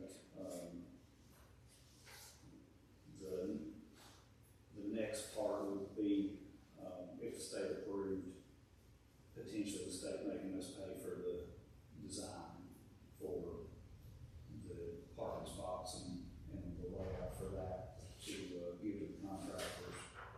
And they said they'd be more than happy to help with that or anything, any other needs. What about the roundabouts? That's a considerable change. Right. That being, when we used to have to pay for the design and the DOT would make it. That would be up to the state. We could put that request in with them as well. It may be that the state does the design themselves and takes on that project themselves. It may be that if it's something that council wants, that we would have to contract with either J&T or someone else to do the design part for that. Just personally, for the roundabouts, I hated them to begin with. But as driving, as they became more and more, I seen the benefit of them where it keeps traffic flowing, and it says in this, that it would significantly increase the flow of traffic as long as you stay right and don't go left. But I've seen time and time again, more and more towns are adopting the roundabout, doing away with the stoplights. Plus, it keeps the flow of traffic, and if we go down to a single lane, you're not gonna, even the study says, even if we don't have roundabouts, you're still gonna be the same. You're not gonna affect the traffic flow any. In my long term, I'd like to see all the power lines going in town personally. That's down the road a little bit, but I don't know what the rest of the council thinks, but A little over one traffic light. yeah, That one would, yeah, but I don't know if they would entertain the idea of, State lights, if you will. yeah. And the one down here should actually help us deal with all that water and stuff that we have down there with that sidewalk, right? Where the viewpoint comes, where it into the lawyer office and floods that area and stuff, it should. It'll help a lot of traffic flow right there. But I know I personally back road quite a bit, especially living here, if I need to go to West End Town, I just hit and go. And another thing that the roundabout will do will take the need for a turning. When you have a roundabout, you don't need a turning lane, because everybody goes right and you just get off wherever you need to get off. And go. Just a 2-lane road with parking, more parking available. Would that be something As far as the rest of the area, the biggest thing he said would be, do they have the space? the width of the road? Yeah, Right. That would be the only issue with the rise for the rest of the parking. Well, and it's gonna slow it down, but. Yeah. That Which will help is, yes. Businesses, yeah. Did you have something, Jack? Well, I did, but this is the viewpoint, I don't know the second one, rest of the viewpoint. Yeah. So at this point, we're just waiting for the state, and what they say. No, we have to okay this, so Oh, they can send it back to the state and move the draft from it. And did you have a cost on what it's gonna cost us to pay them to do the plans? It depends on their requirements. If they don't have to do a survey, probably another 10 to 15. If they have to do a survey of the area and measure everything out, it was more of the 20 to 30. Cause I just don't see how they got enough room. It would be tight. I think we said here that they would have to see what the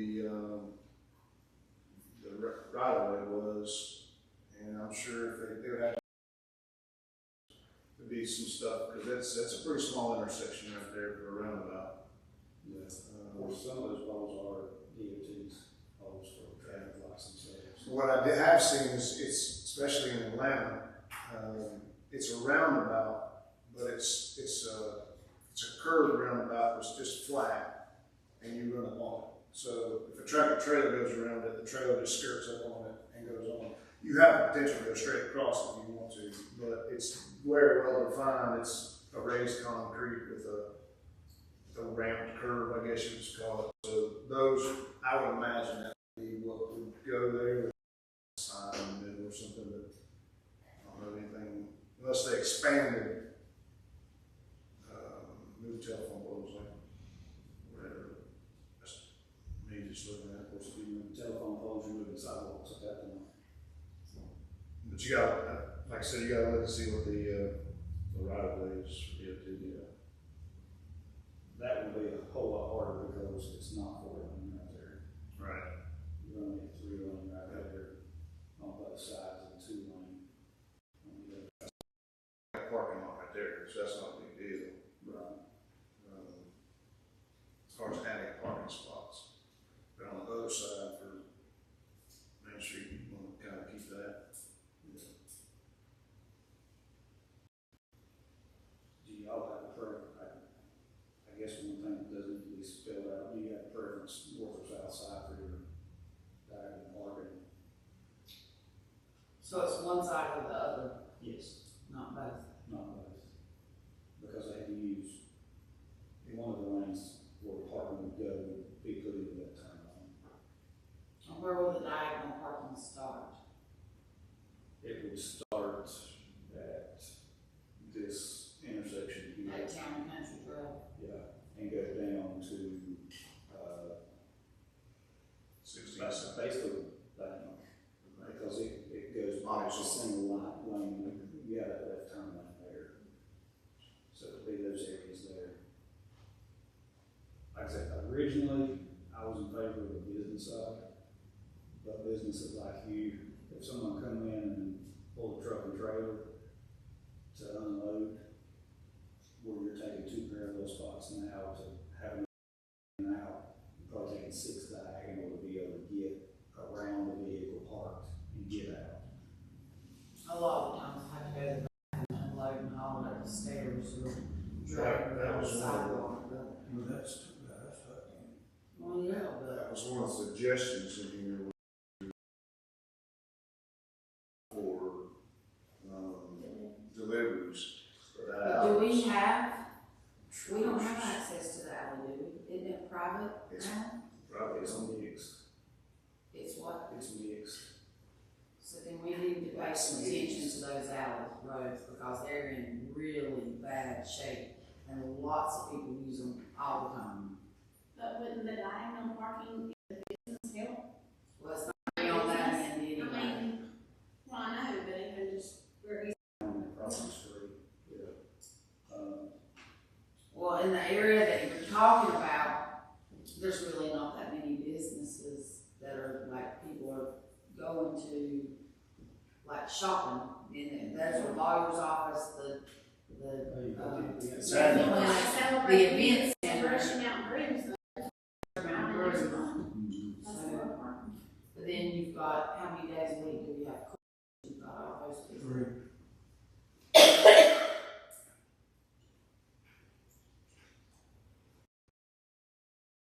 And pedestrian crossing with a single lane road is gonna be a whole lot easier than. I think aesthetically, it probably needs to be on the south side because you're already got parallel parking that you just continue that line all the way down.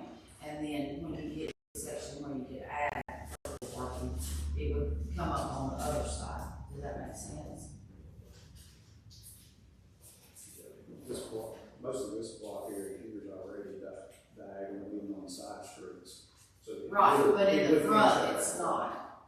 I see what you're saying, so it's, yeah, around the block. Yeah. Those block And it areas. keeps that other straight in the line as well. Right. But does it benefit us number of parking spaces tremendously by, They were all, it was 32 or 33. Yeah, you're getting 33 spots in Right. one spot. North Oh, is okay. 33 and the south is 32. I mean, that's a relevant matter. I mean, that, And I think part of that loss, like the Times building, they've got that little entrance way to the alley, so we had to space off right there. If that alley wasn't there, there would be 2 spots right there.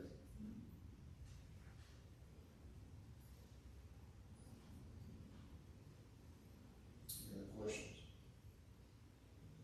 We have to make this decision, is it today?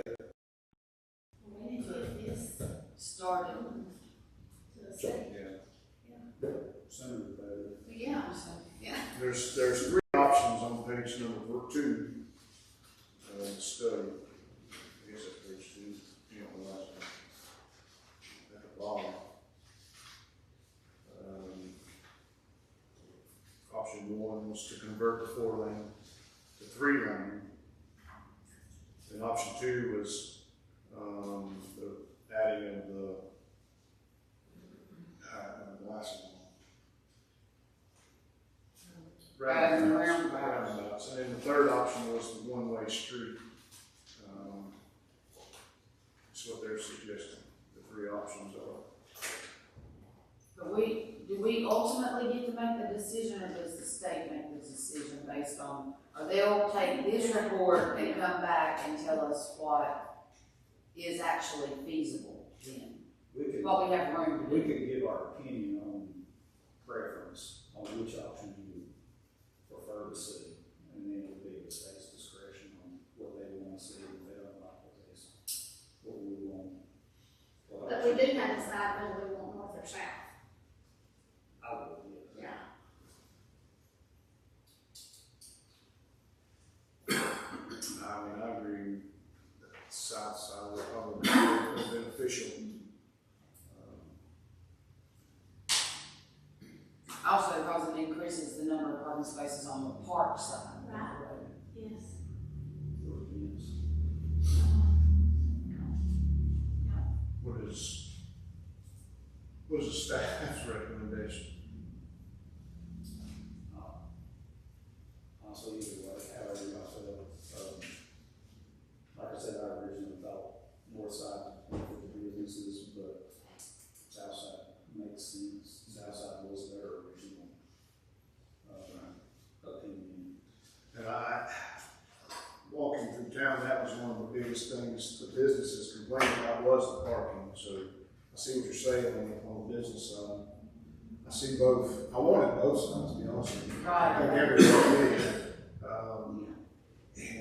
That's why I was kind of pushed the roundabout, because you could get away without the turning lane and give more room for bag and parking on both sides. Does that make sense? I don't know if that's an option. You can ask. Because I would put a roundabout where they suggested 16 south, stoplight, on Ladies Mountain intersection. That would, And not the people. and we Oh, come on, you take three, put forward. four. Yeah. 16 South where? What's that? Before and take the off, would that leave a traffic light or would that take all traffic lights You out? would leave one light, but that light there, That one at 7th Street, the school, still in the town area, you have one at West End, two at West End. because you don't want to have too many down through there, because it's going to be a figure eight. Yeah. I don't know where I'm doing. But, I mean, it's up to the board, but,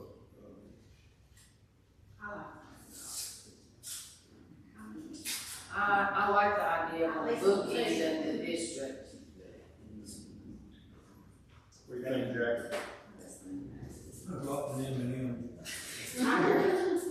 What's that? It made me want a piece of candy. Do that again. Wrong roundabout. Oh, so much would like that.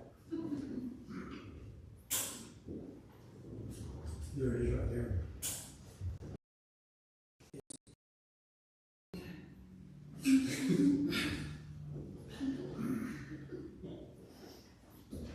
So we just need a motion to accept the report for them to, make it formal and take the draft off of it, right? That's what we're doing.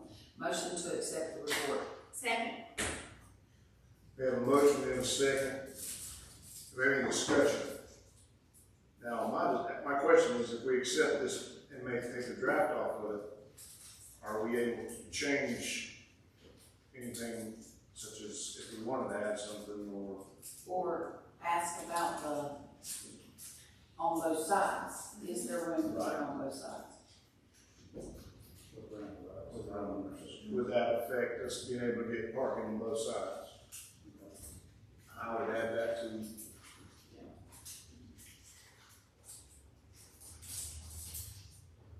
All in favor, say aye.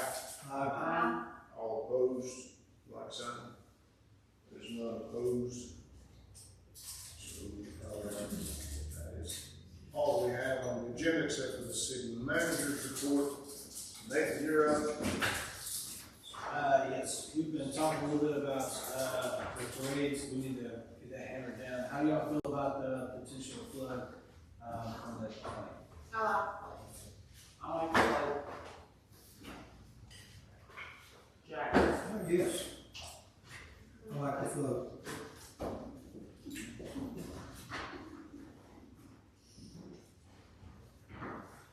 I like the idea of flanking it with the vehicles as well. Did you check and see if we can do this in there? We're gonna try to get one in there. Yeah.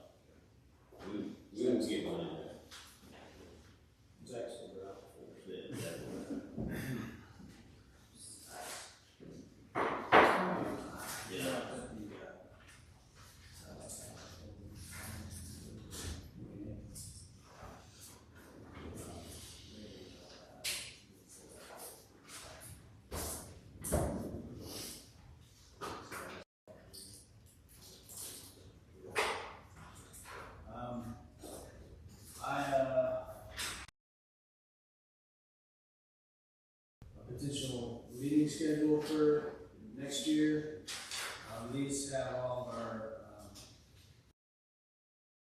meetings next year, and then our proposed work session later in the month. We adopt the schedule for next year. Well, we don't know, we just have, in years past, it's just been a standard thing, it's always understood as the first Tuesday at 5:30.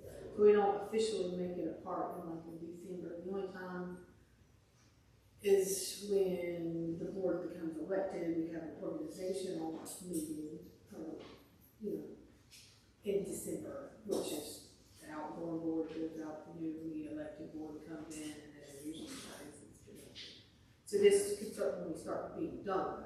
It's just the way it is. It's just always been listed, probably in, don't necessarily charter, I think it's listed somewhere. Is it listed in the charter? Alright, all these work sessions are on Tuesdays, but I can change those to Monday, the day before we officially adopt it. If y'all have Mondays, the last two times we've done a work session, we decided to do them on Mondays, so it's up to y'all. Well, I think that you've accommodated me on the Mondays, and I appreciate that, but going forward now, I want to be Mondays, so, it's whatever you decide.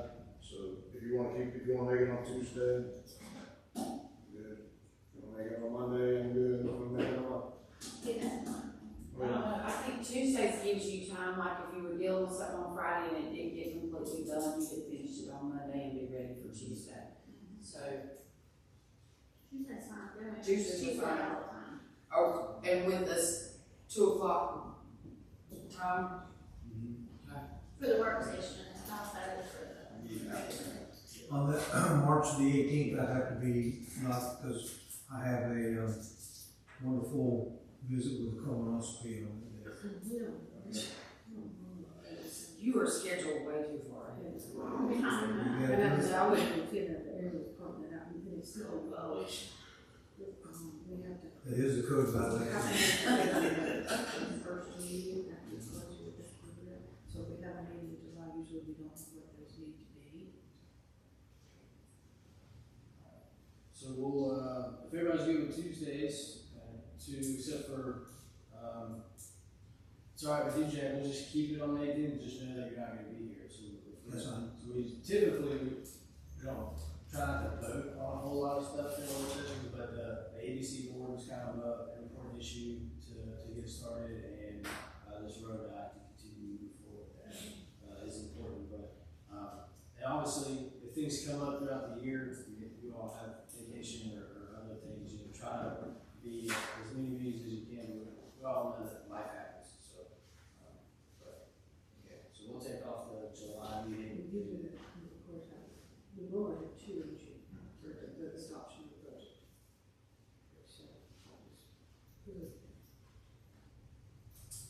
Can the second reading not occur, or can occur at the work session? We have to have a special call meeting to do the second reading in the budget, right?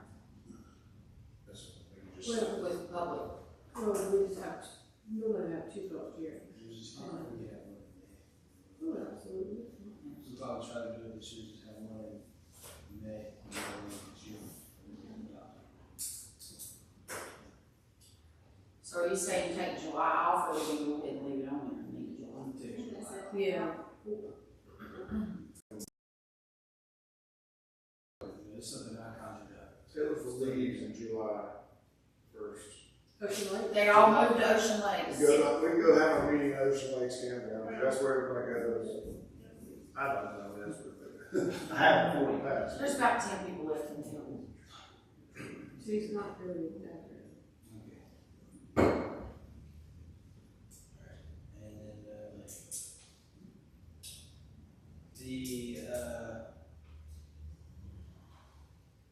the median on First Street in the library, is one of the, pinnotes in the middle of it is the roots are coming up under the pavement on the road and causing it to buckle. So,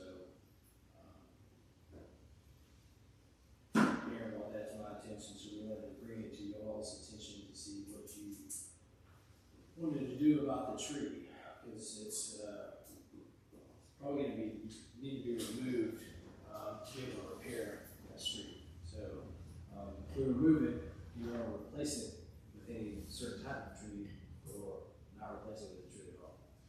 We had discussed taking that entire median out, right? Right. And then the meeting was on this, is that, Ours was on, it wasn't, It was all was it that one? of them. That one was included, yeah.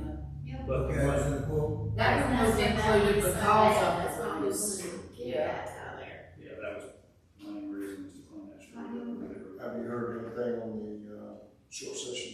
Well, they're gonna go into the emergency meeting starting next Tuesday because of the way the landscape has changed with supermajority, because we don't have it no more after January, so that could be a lot better. So that part of that short session, I know you're aware of the short session, okay, yeah. So that would be with that meeting, so I could be replacing that, but you, I mean, it's our street, right? Yes. So if we took the median out, we could change all that parking right there. right. So that, And that would more than double what parking is available there, and it would help all nights when emergency management stuff. There's a lot of people that try to get in there and they're parked way away from there, so. I'm not sure it's wide enough to get sides, but it would, at least one side would it be. should be able to get at least one side. But yeah, the biggest concern was just trying to get the road repaired. How many trees other than that one, you know, because there's only two there? There's two there. I mean, it's getting worse and worse, it's way raised up now. It's terrible. Yeah. That's it, probably, is that the mayor's responsibility? The mayor's house, the mayor's, yeah. Yeah. I wish he was still here. The price that I got, I haven't just taken a look at it several months ago, was about $2,800 for the trees. 2,800? Did you get quotes from people? No, I just want a preliminary number to go off of for, That's just your movement. Well, a tree person contacted me this morning about donations, contributing to stuff, so. but yeah, if y'all are good with it, then we'll put it out in bid and get quotes on them. You mean Yeah, this it's would take, in formal bids. you mean like the median? No, just take the tree out. Take the tree out. Then once the tree's gone, we can cut out that asphalt there and patch that back and have a smooth road until the point that we'll find out. How many trees are in that particular median? Just two big ones? Well, two big ones, yeah. There's two that we would have to contract to get removed, the rest town would have to buy, yeah. And that's the reason I didn't pursue any further, because we put in that short session request, and so I didn't see any point in, Right. but that would be town contributions towards that project. Taking the trees out, anyway. We'll see what that gets. Does it look promising? There's a lot of stuff they're trying to get done before January or before the end of December, because they've got the voting power to do it. So we do have the potential to possibly get money to do the streetlights and everything. Well, that's what we That's asked what for. it's, yeah, if they're gonna. We asked for $10, and that was, I don't know, I think The decorative lights were being under That was that every request. median, that was street lamps, you got for Madison Park and for all town. yes, that was curb and gutter and sidewalk at D Watts's, that section there at from the dentist office all the way on Second Street. And that was extending storm drain on Second Street there. Yeah. Trying to alleviate the problem of urgent care. And the street, First Avenue here at, Brent Eisenhower's and the AT&T building right there, fixing that street there. So, how soon should we know? Probably by the latter part of December. But that is a place that definitely needs to be addressed, even so if we don't get the funding for it, we need to. What's that? Pro- The street over right here? that Right. big, huge hump, Yes. That is. that and that tree root, Yeah. before somebody pops a tire. Wes was looking at that when they were doing the engineering for the bid sheet for the rest of the, because I told them that was a dire So regardless, we get the money or not, we would need. Look at that. And with the equipment being here, trying to think of who it was, if it was Huffman, somebody, one of the ones that done some patching for us a year or so ago. I asked Kelly to have them price that. The repair was gonna be $15,000 to $18,000 just for that little section, because they couldn't just patch it, they would have to come in, and that was us digging it up, doing the leveling ourselves. Or they resurfaced the whole street, it was $41,000. It wasn't that much more for the entire street, because the equipment was there, you paid the mobilization fee of getting the equipment there. But yes, that is on the list to be done regardless of what happens, that trigger and fixing that street.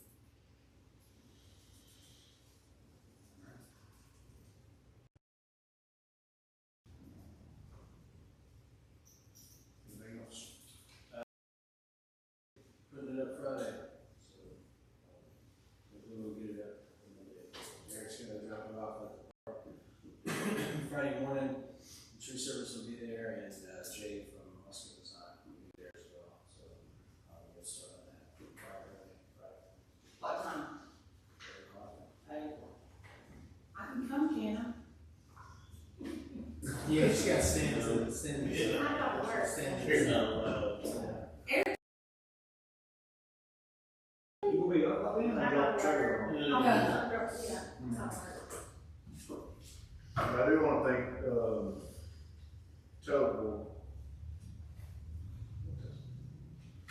Total Freight Service, doesn't it? Total Truck and Freight. He did let us borrow a second trailer at no charge because the first initial load was just that whole trailer. It was, just the panels for the tree.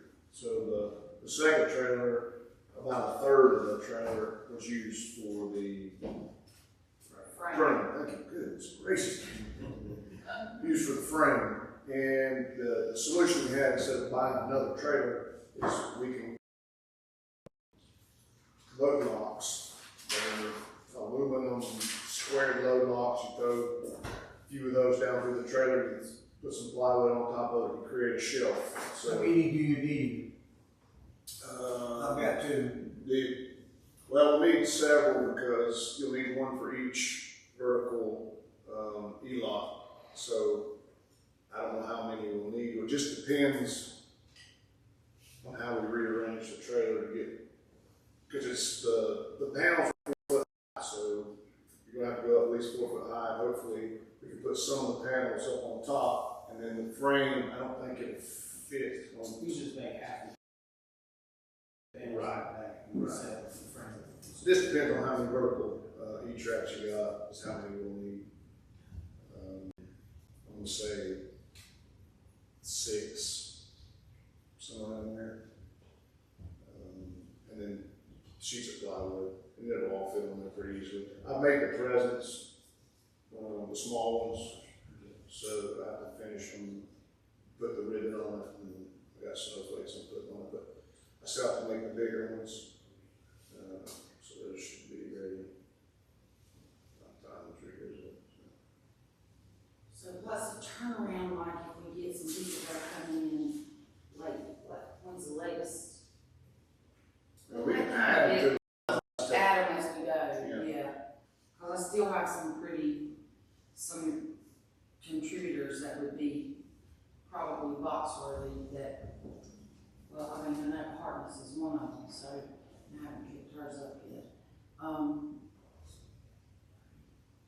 Did you come look at the slate to see, to do that this year, we can know about. So, So I looked at, did you look this late at my house? I have not. Okay, but it won't, I don't know that anybody could get in there with Santa, so, but let's go look at it when we leave here. And once you see it, then we'll decide.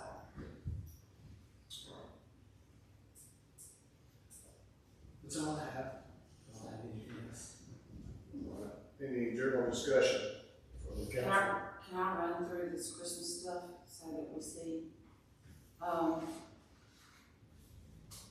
Is everybody gonna be able to be there on the 5th, the 12th, and the 19th? As of now, it should be.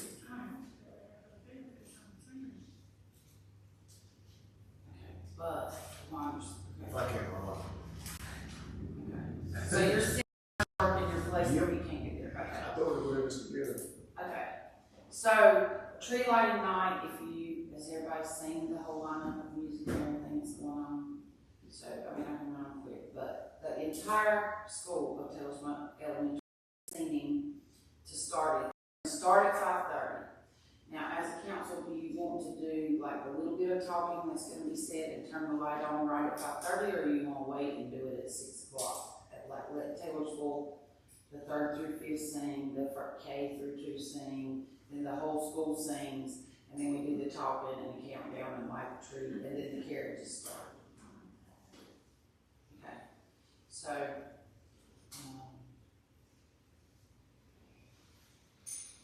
Taylorsville Elementary, Studio 3 Chorale, and was a joy finishing out the night with the ACHS Jazz Band. There will be 10,000 people in downtown Taylorsville.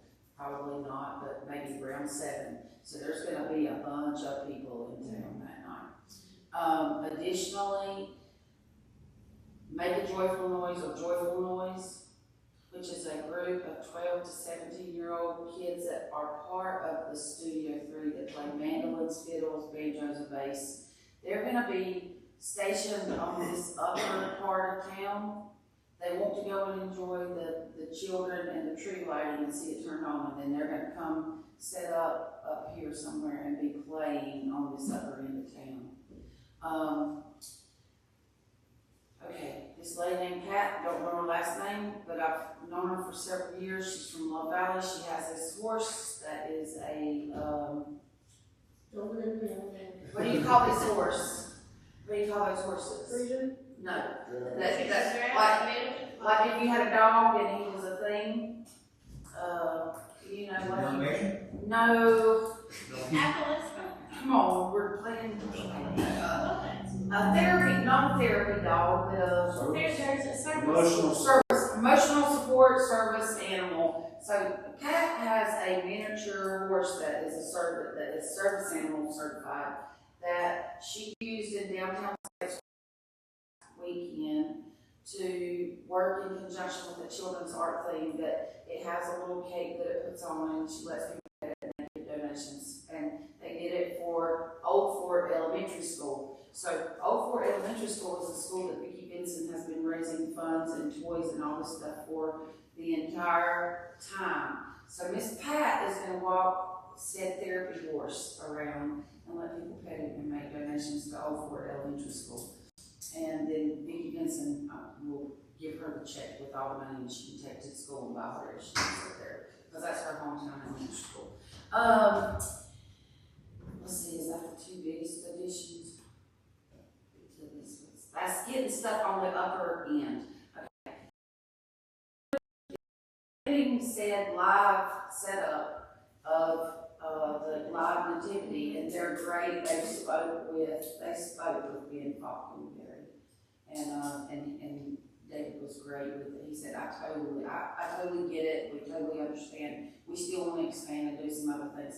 So they've got some baby sheep, so it's kind of like side, kind of maybe petting zoo. Like they'd let them pet them if they want to. So they're gonna have sheep and more people in the live nativity rather than just Mary Joseph and the baby. And so there'll be a bigger crowd here that kind of fills up that whole space. So now we've got live stuff over here and live stuff up there and lots of live stuff down there. And Manifesting Visions photography will be set up with Santa, taking pictures that they will upload and tell people that they can their site and download their photos and get whatever, but he's gonna shoot professional pictures with Santa, and the Santa is, Jeff Davidson out of Mooresville, the one that, does Dale Earnhardt's events, and so he'll be there the first night for that, and there was something else. I don't know what it was. They're taking pictures. Carriages are taken care of. Sharon paid for all the carriages plus the extra 12 men so people could just walk up and stand in line. And she also made a $3,000 donation from Big Six Properties. I don't know, there's something I'm forgetting to tell you, but I still need music on the other nights or plays. Oh, and Mount Carmel Baptist has responded and said that they would do a Christmas tree and that they would like to sing, and so they're down for, I can't remember which night I put them in, they had a specific request. So I'm still looking for performers or something to put on the stage on the 12th and the 19th. How long? As long as they want to, and I will just fill them in like we did the other ones. Mark Odom approached me and wants to do one of the trees on Main Street in honor of David. And so, I guess the Odom family, the larger family, or did he talk to you about it? Yeah. Okay. So he wants to do one of the lighter trees. Mount Carmel's going to do one of the trees. Cindy Sellers approached me about Midnight Baptist and the Democratic Party. I've purchased stuff to do at least 2, maybe 3, and I think I'm missing somebody. But we're getting closer to 10, and like most people have just had enough time to get the letter and go to a committee and do that and call me back. Artificial trees? Yeah, they're artificial trees with solar lights and whatever they choose to decorate. Where are they gonna be at? Well, once I get a number of how many I have, then we'll decide where we're gonna put them. If we get 20, we'll try to spread them out all the way around the circle, you know. But if we only got 10, then we may just line them up down one side of Main Street, or unless y'all have a better idea of where to do them. How you gonna keep that acre thing? Well, personally on mine, I was talking to my husband about it. I think I'm gonna buy 2 flower pots and put a piece of PVC pipe in the middle of it and pour concrete around it, or put quickly around it to where it'll drop down in there and then it won't turn over, unless you're a huge person and you go over there and pick it up and turn it over. Like you can't turn it over, the wind ain't gonna blow over a 5-gallon bucket of concrete. I didn't know, because when we put them out here, we come in almost every day. Lobby not right there. And when we had in the, past the whiskey barrels, you know, the trees weren't that big, they were probably that tall, not, you know, anyway, everything. So I was just thinking, you know, all the people going all over and all the trees and their concrete sidewalks and how are they gonna get? I mean, that's what I told him. Well, we gave him a list of what to do. Like, you've got to figure out a way to anchor it so it won't blow over, and it can't be glass ornaments, and needs to be solar lights so they just all come on when the sun goes down. So. Is the pipes for the flags? That's a good idea. Is that Oh, too that close is to a the good parking spot? idea. That's a fantastic idea. I just don't know if. Just put a pole down through the bottom of the bucket, concrete. Set it down in there and where the bucket sits on top of the sidewalk and the pole goes straight down into the hole. You know what I'm talking about? Yeah, I understand what you're saying. You're saying drill a hole through the bucket, put the PVC pipe all the way down through it, and then pour it full of concrete, and then you stick the PVC pipe down into the PVC pipe that's in the sidewalk. Yeah, I mean, metal would be greater, but. If you put a pic, or are you saying make it level on the bottom, you just sit it over it and let the tree fall down through there? Either one. Your tree's gonna be sitting on the. If you let the tree pole go down, and your tree's gonna be sitting on the concrete or bucket or whatever you do it on. It's fine, that's whatever you wanna do. What I'm saying is PVC may break. So if it's a big wind and you got that PVC pipe down in the ground, it'll probably hold, right, maybe, but it could break.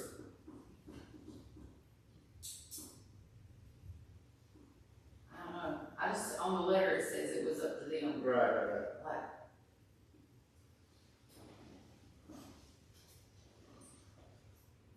I mean, if we were going for it, we had an unlimited budget, we'd just provide trees and just get people to decorate them, but we don't have an unlimited budget that we can do that right now, so.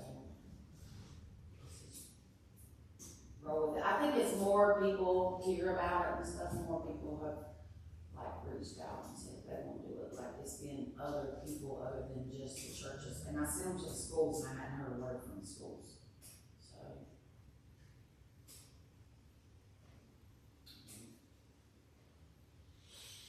Any other discussion from the council? All right. A motion to adjourn. Motion. It is so. All in favor of adjourn? All opposed? You stay here. We are adjourned. Good, do we have anything to sign? Do we have anything to sign on this? I'll have it with the main meeting.